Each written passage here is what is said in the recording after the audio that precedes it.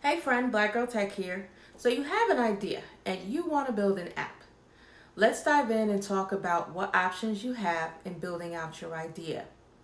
So the first option you have in building your mobile app, of course, is to just do it yourself. Now, doing it yourself may be a very formidable challenge if you don't have a coding background. You're basically going to have to learn how to code and build at the same time, which can take a considerable amount of time.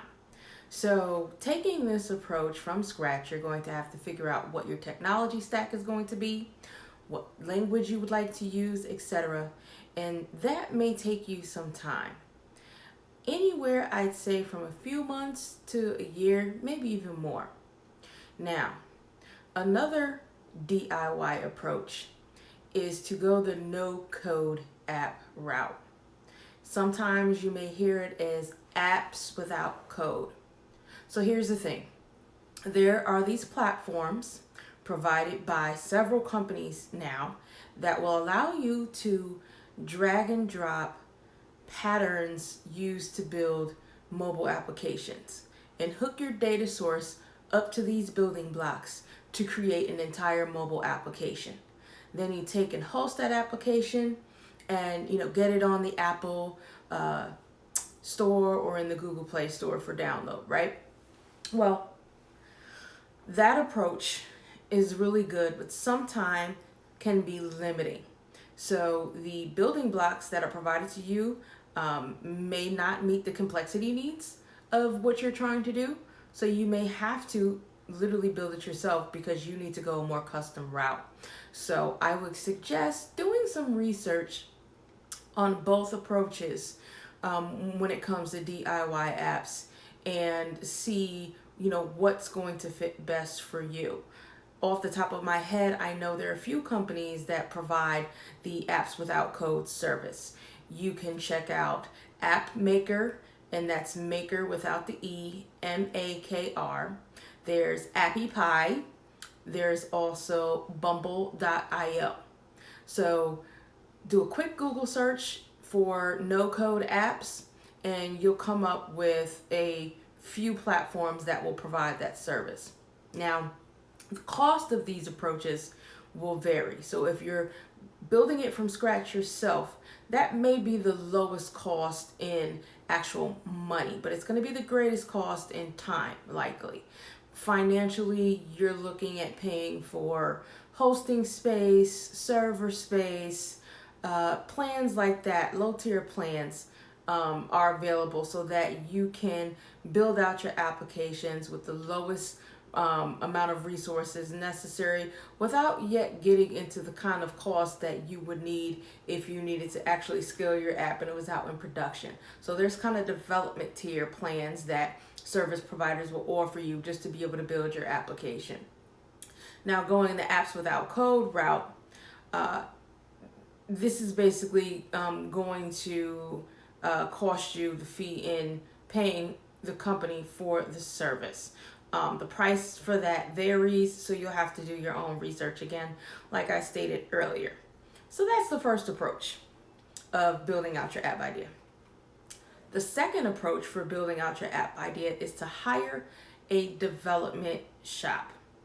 There are companies whose main goal and focus is to build mobile applications for people such as yourself who have ideas.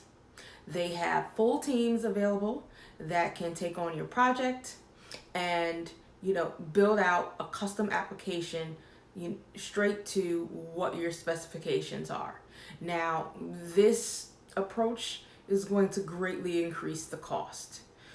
It can range anywhere from $5,000 to $500,000, depending on the size and complexity of your mobile application.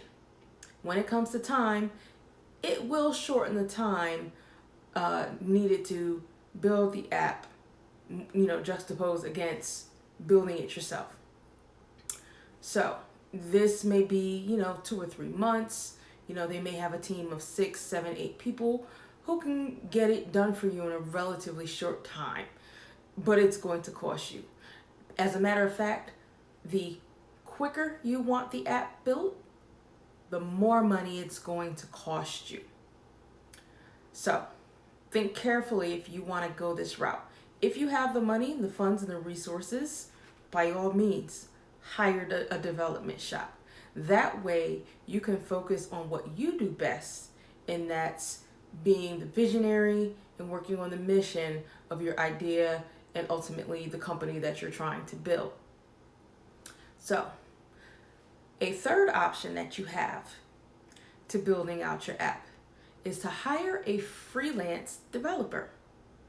There are many sites across the internet that serve as a source to pitch your idea and project to freelancers who will then bid on your project. They will give you a quote on how much they want to charge you to do the job. The downside is that it's usually one person. Now, just like building it yourself as an individual is going to take a lot of time, hiring a freelancer, the time factor and the commitment also may take, months to a year or more to build out your application, depending on if your freelancer has full-time job, builds app full-time, or what their availability is, depending on the client load that they've chosen to take. And when you approach it from that aspect, you'll have to outline the terms and conditions of the project and decide on specific delivery dates for your freelancer to have certain portions of the app available to you. So the cost for that again can range anywhere upwards of $5,000 or more to get your app built, and you're going to be billed by the hour. It's highly unlikely for a mobile application that you're going to get a flat rate for the freelancer's services. So there are other ways that you can get your app built without having to break the bank and give up a lot of money. Actually, there's a way you don't have to give up any money. So if you don't have the background, the technical background to build your application, you can always form a company, which the assumption is if you have an idea and you're building an app, there's a company that goes along with that you're going to be forming. You can take on a technical co-founder. Now, a technical co-founder is going to be somebody who has the chops to build your application, and instead of paying them with cash or money, you're going to pay them in equity. Now, equity is essentially ownership in the company that you're forming. And given that the technical skill set is of high value, there very well may be the case that the technical co-founder is going to become the CTO of your company in your long range plans, if they're going to be responsible for the entire technical labor of what you're trying to build. And number two, they very well may end up having more equity in ownership in the company than you, depending on what value you bring to the situation as a non-technical co-founder. So there's some legalities around that you really have to research around how to properly structure ownership in a startup for building out an idea when you're a non-technical co-founder and you're taking on a technical co-founder. So really do some research on that and make sure you know what you're doing. You may even want to go as far as consulting a lawyer who's well versed in startup formations.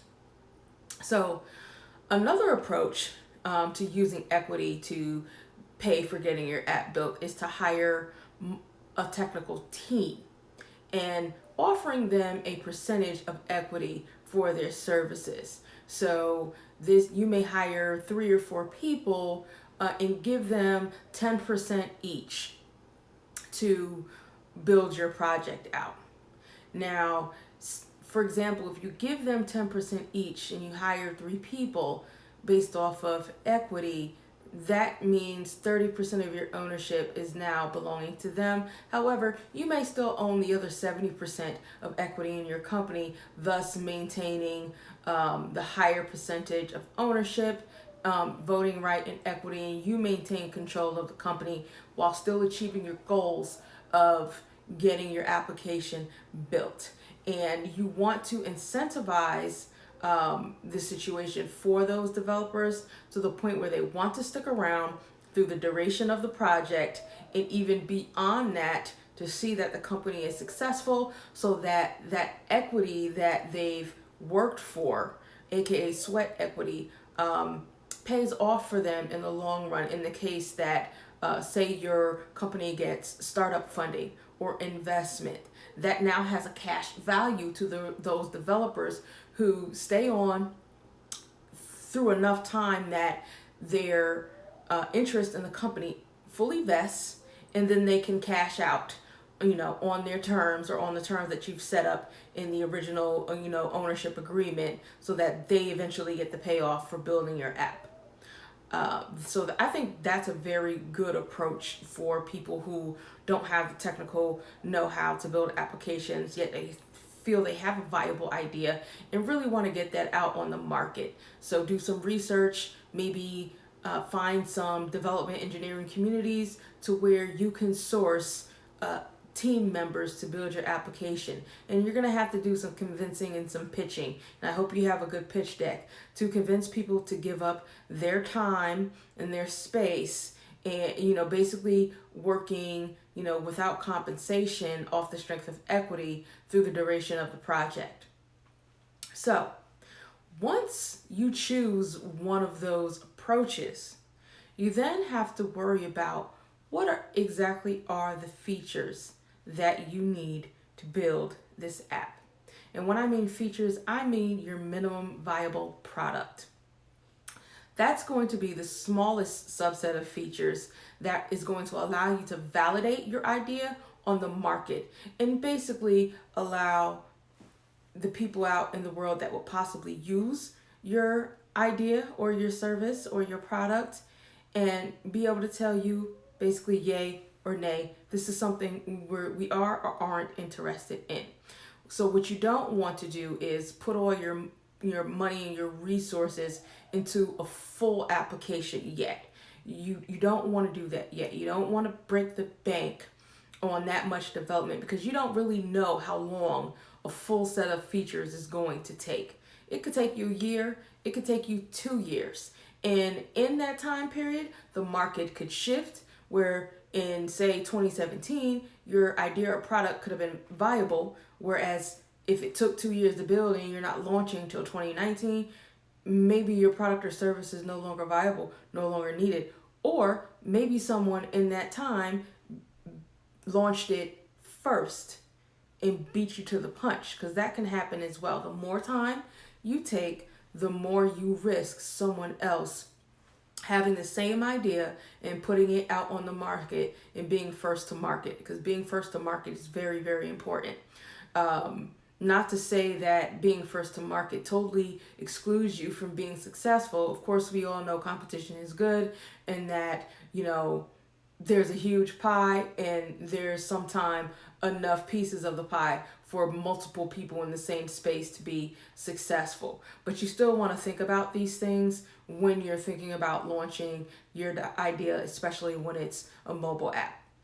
So you're going to have to focus on, your product design, your user experience, and really doing user testing and validating your application idea for the lowest cost possible in the market, to make sure that it's viable before spending all of your money. So that's just a bit about, how you can approach getting your idea built out for your mobile app. If you have any questions, feel free to ask me. I can definitely point you to some additional resources that can get you started on the right path. So since you're here, just do me a little favor, like, share, or comment below on my video and give me some feedback, and let me know what you thought about today's topic. See you next time.